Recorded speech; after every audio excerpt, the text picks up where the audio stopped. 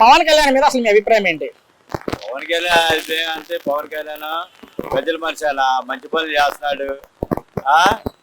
ఏదైనా సరే ముందు చూపు, మనకు కావాల్సింది మనకి ఏం కావాలో మన కళ్ళగాతలా నిజం చేసి చూపిస్తాడు. మనకి మాకు కావాల్సింది అది.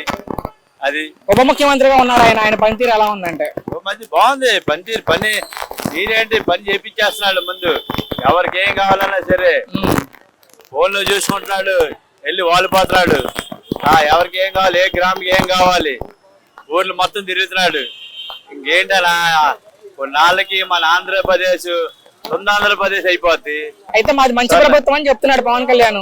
నంబర్ 1 బాగా నచ్చింది. ఈ సంవత్సరంలోనే మార్పు తీసుకొచ్చాడంటే ఇంక 4 సంవత్సరాలలో ఇంకా హైదరాబాద్ కానీ సింగపూర్ కానీ ఇంకా డెవలప్ చేస్తా నమ్మకం. మాది చేతకని ప్రభుత్వం అయితే కాదు, ఎవరైనా ఎక్కువ మాట్లాడినా సంఘ విద్రోహాలు చేస్తే మక్కులు ఎరగొడతాం అంటున్నాడు ఆయన పవన్ కళ్యాణ్. అంతేగా పని చేస్తున్నాడు. పని చేసే వాళ్ళు ఎదురు చూపిస్తే ఊరుకోడు. అది మంచి పని చేసే వాళ్ళు ఎప్పుడు కూడా ఏమంది ఆ పని చేసిన ఏదో వంక పెట్టేస్తున్నారు. అలాంటి వాళ్ళు అసలు ఊరుకోడు. ఆయన చేసింది మంచి పని. అది